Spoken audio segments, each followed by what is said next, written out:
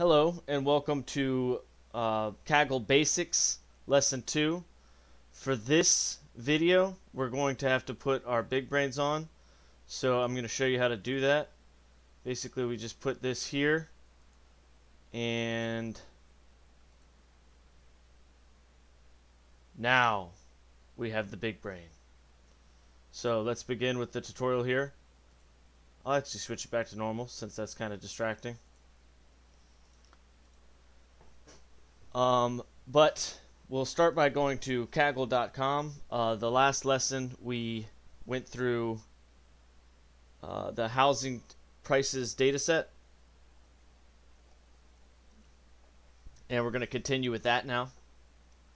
Just by clicking right here in the upper right hand corner, you can click that and go to your profile, I think. Okay, so here's your profile. You can go to code, and whatever code you did last time, you can continue to work off of that. Remember that in the beginning we copy and basically took that entire thing of code. So we'll go back to that one, and now it's in our account, the whole code that we had last time. And I'm going to go through a few things that I skipped last time. We're going to go through the same code here. Let me just have all my stuff ready. Okay. So remember, you can hit run all if you want to, but we're not going to do that because we want. And first, you can click the power button to start your session. I'm just going to use the shift enter method by going to each block of code and holding down the shift button and hitting enter and running it. Shift enter, shift enter, shift enter. And we ran through all of this code last time. So it takes a few seconds to get going. We were pretty far down here, so I'll just run to about where we were. I think we got to the data transformations. This will be a quick video because we were pretty much done with this portion, this guy's code, going through all of it. So once we get through this code, I'll end the video, and then we'll do a more difficult video next time where we get into some more difficult methods of prediction. But we got to this correlation matrix here, and I just wanted to pull up, I think in the last video I said a correlation matrix and a confusion matrix are the same thing. That was incorrect. I'm going to put this in the description of the video, a link to this. Confusion matrix or correlation matrix or covariance matrix. They're all different things. But a correlation matrix is a table showing correlation between coefficients and variables. So that's what this matrix is here. It's showing the relationship, the correlation between variables and the coefficients, the different properties. Lot size to sale price. Our only thing we're trying to predict is sale price. So it basically just shows how everything correlates to sale price and how all the variables correlate together if that matters. The main thing we're worried about is sale price though. What a confusion matrix is, and hopefully this will be in the next video, I'm sure it will be, is it's also known as the error matrix. It's a specific table layout that allows visualization of a performance of an algorithm. So what that means is if we had something that was predicting sale price and maybe more than one method of predicting it, we could show how each method predicts sale price. And so it has to do with actual prediction, actual algorithms that are predicting, which we haven't done yet. So I mean, we all know what linear regression is and some of these basic things, but we'll get to that, but actually not even in this video. So that's just one thing I wanted to clear up. I'll put a link for that article if you want to read through it. It's very quick, and that will give you a basic understanding of what a correlation matrix is and a confusion matrix. But it's not complicated. The lighter the color, the more correlated those variables are. And then it kept going through. He picked the top 10 correlations and plotted those so we could see those. And even on these, we had some overlap, if you remember. Garage cars, garage area. Those two variables are highly correlated, right? It shows it right here, 0.88.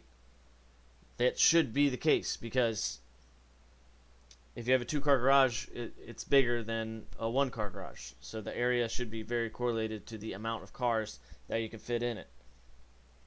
What's another thing that's related? Here we got a 0.82. Total basement square footage and first floor square footage seem to be highly correlated. So I guess that makes sense. The bigger the basement, the bigger the first floor.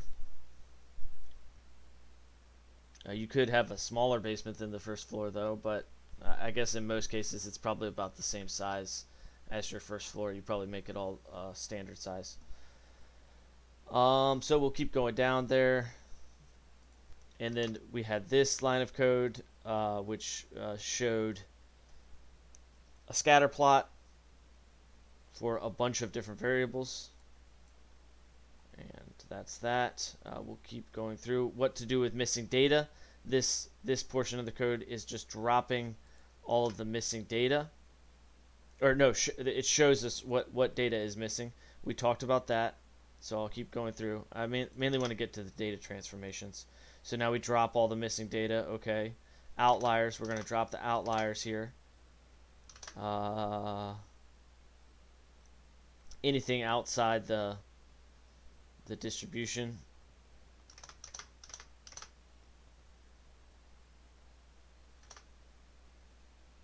So deleting points, here we go. Now we drop the 2 points that were way outside here, and here. Those are going to go away. Let's delete those 2.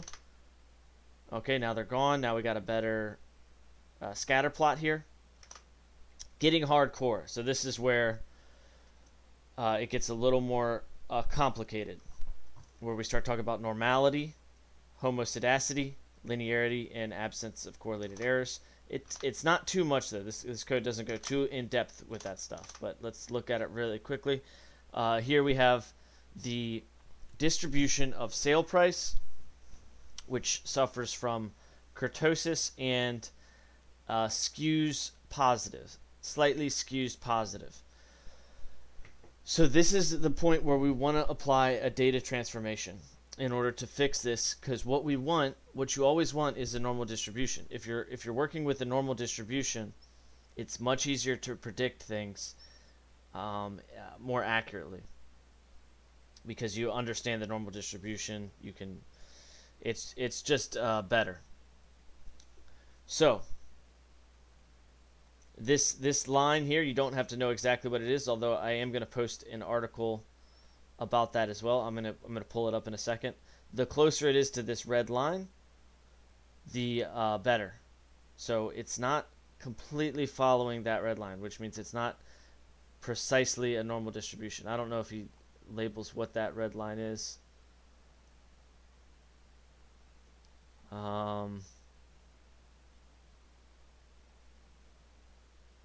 Well, it's fine. You just want it to be close to that red line. It's called a probability plot.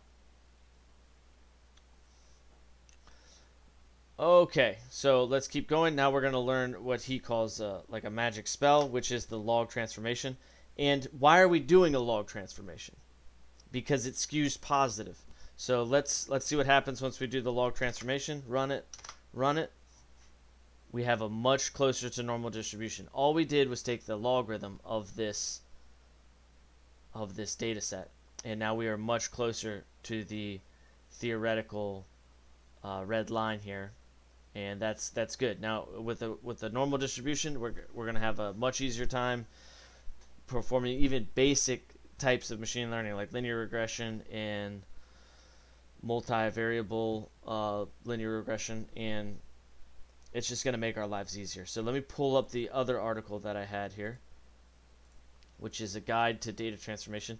There should be a few. Just Google data transformation methods, data transformation distributions, anything like that, and you can, I'm sure, find a few different things. But why should you transform your data? To improve interpretability, declutter graphs, get insight into the relationship between variables, statistical inference, but mainly you want normalization. So you do these data transformations in order to normalize your data to get a more standard, normal Gaussian distribution. So here, I guess it's called the QQ plot. Okay. Here's a histogram. This is a distribution. Doesn't look too normal. It's close though. And I believe in this article, I hope this was the right article. Okay, here it is. Which transformation to pick? So it's almost like cooking, you know, like picking the right recipe, the right way to the right technique to prepare your data. You look at your data set and you see what's wrong with it. Does it have right positive skewed data? All right, then you might pick one of these transformations: root, logarithm. That's what we just did, or reciprocal. This one says it's the strongest transformation. This one says commonly used transformation. You can see the strengths and weaknesses of each one. But that's for right positive skewed data, which is what we had. So maybe this would have been even better than what this guy picked. He picked the logarithm, but the logarithm seemed to work very well. Negative skewed data, you pick one of these ones: a square, an exponential. Light and heavy tail data. Well, we also had a large tail on the positive side, but I guess you could say that that's positive skewed as well. Subtract the data points from the median and transform. Automatic transformations, Box-Cox transformation, the Yeo-Johnson transformation. So all of these, you can go into them and learn the specific mathematics about it. I just saw what this is. That's pretty funny. Shout out to, I think that was on SNL. But you can learn the math of each of these data transformations, but you don't always have to. If you know what the distribution looks like you say that's positive skewed, then you could just apply it and don't have to really know too in depth of what that transformation is. But most of the time, the simple transformation like the logarithm, the power transformation, you know, all of these will work fine. So and you should know what a logarithm is, and taking it to a power transformation. The math isn't quite so complicated. So there we go. Now what we did was we applied the transformation, the logarithm transformation, to the sale price. So that's what we want to predict. You can also apply it to your variables that allow you to predict this. So let's plot our GR living area, which I believe is just the general living area, which I think was the square footage above the basement. And look at this distribution here. It's not quite a normal distribution. It's not as bad as the other one. It's not as bad as sale price, but it still has a little bit of positive skewness. So let's see what this looks like once we apply the logarithm to it. Much closer to a normal distribution. Still not perfect. It's not going to just be perfect, but it's much closer. So that's good. If your variable is a normal distribution, and what you want to predict is your target variable is a normal distribution, then it's going to be easy to describe a relationship between these two. But what about variables that you can't apply the logarithm transformation to? Well, in that case, like total basement square footage, why can't we apply a logarithm transformation to that? Because there's some of them are valued at 0. Some of these houses don't have a basement. So we need to drop that data prior to applying the logarithm transformation. And you don't have to drop it. You could just say don't apply the logarithm transformation to that. So that's what we do here. Create a column for a new variable. We transform that variable, has basement equals 1. So apply that, and now let's look at this. Very good, right? So we dropped all the ones that were at 0. And now we have a very good normal distribution for total basement square footage. And much closer to the QQ plot. Much closer to that red line there. All right, now we're talking about Homo Sadasity. Let's look at this. It basically, Homo Sadasity is how well these two can be related. With the scatter plot here, obviously a linear regression would work very well.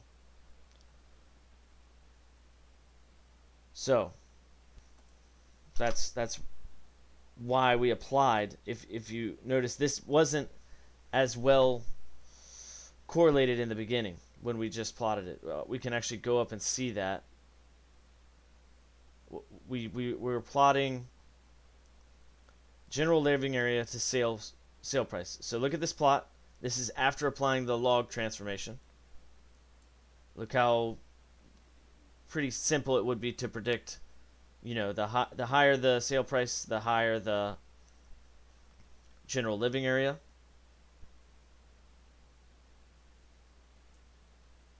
But this one didn't look quite as good, right? This scatter plot was not as tight. It's much more scattered around. That's because we haven't transformed any data yet. So that's why we do that.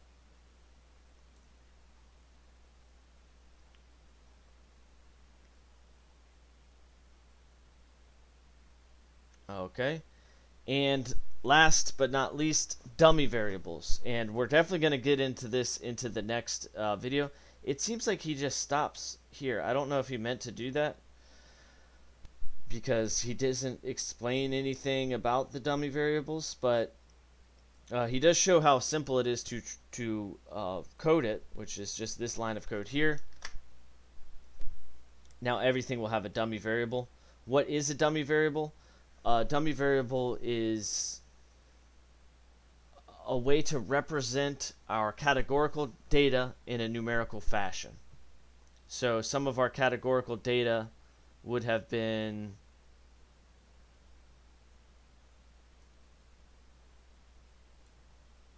let's see here. Utilities,